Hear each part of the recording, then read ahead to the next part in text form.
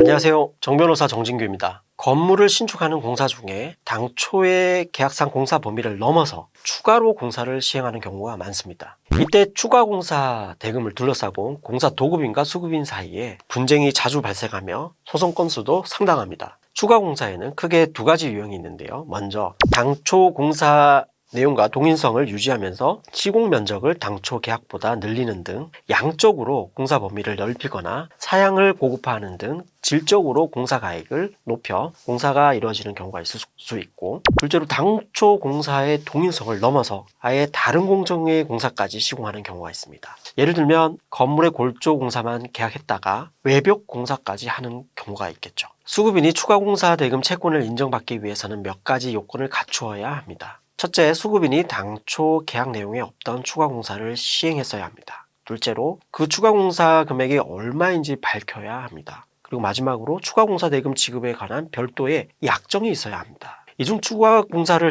시행했는지, 시행한 추가 공사의 금액은 얼마인지는 법원 감정을 통해서 밝힐 수가 있습니다. 그래서 추가 공사 대금 소송에서는 감정이 거의 필수입니다. 수급인이 추가 공사 대금을 받기 위해서 특히 문제가 되는 것이 추가 공사 대금 지급 약정의 입증입니다. 원칙적으로 수급인의 추가 공사 대금 채권이 인정되기 위해서는 도급인과 수급인 사이에 추가 공사의 시행 및 추가 공사 대금 지급에 관한 약정이 있어야 하는데, 공사 현장에서 추가 공사 약정이 서면화되지 않고 구두로 이루어지는 경우가 많아요. 문서로 하지 않고 구두로 했으니 분쟁이 많을 수밖에 없겠죠. 따라서 추가 공사 약정의 존재를 입증하는 것이 상당히 까다롭고 어렵습니다. 추가 공사 계약서와 같은 서면이 없는 경우 법원은 여러 가지 재반 사정을 종합적으로 검토해서 추가 공사 약정의 여부를 판단하고 있습니다. 먼저 수급인의 추가 변경 공사를 하게 된 경위를 살펴볼 수 있는데요. 도급인의 지시 요청에 따라 추가 변경 공사를 하였다면 추가 공사 약정 인정에 유리하겠죠.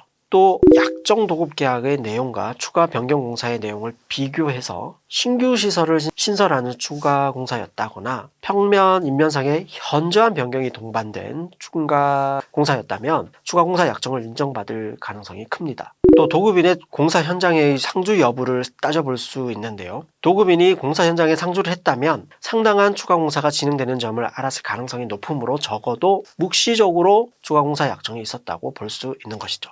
그리고 추가 공사에 든 비용이 전체 공사 대금에서 차지하는 비율을 따져봐서 그 비율이 상당하다면 추가 공사 약정이 있다고 볼 수 있습니다. 이런 추가 공사 시행 및 대금 지급 약정은 명시적으로도 할 수 있지만 묵시적으로도 이루어질 수 있어서 앞서 설명한 구체적인 재반 사정들을 밝힌다면 추가 공사 약정의 존재를 인정받을 수 있습니다. 한편 도급인의 입장에서 보면 당초의 계약 내용과 달리 이루어진 공사가 당초 약정한 공사의 시공을 위해서 반드시 선행되어야 하거나 그것에 부수하여 당연히 시공되어야 할 공사가 아니거나 공사 범위에 변동 없이 단순히 시공 방법만 달리해서 이루어진 공사에 불과한 것임을 밝힌다면 추가 공사 대금 지급을 면할 수 있습니다.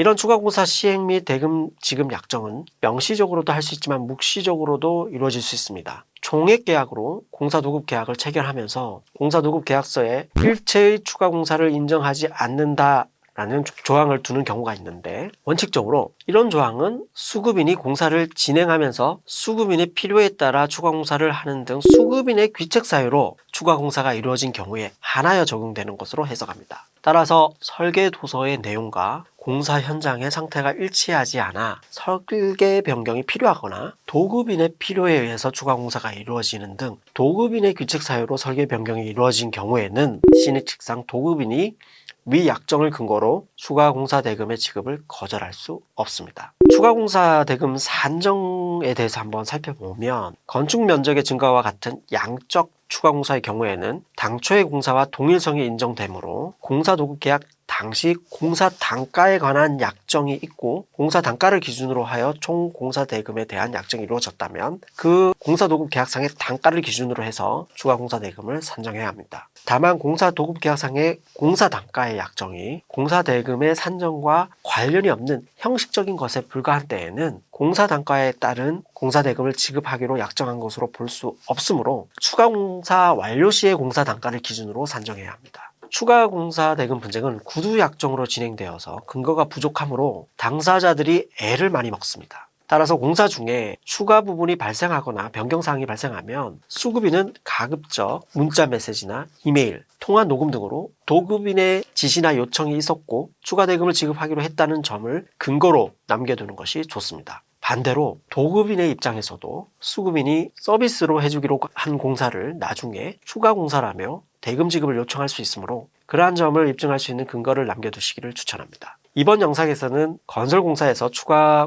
공사 대금 분쟁에 대해서 살펴보았습니다. 다음 시간에도 유익한 법률 정보 들고 만나 뵙겠습니다. 감사합니다.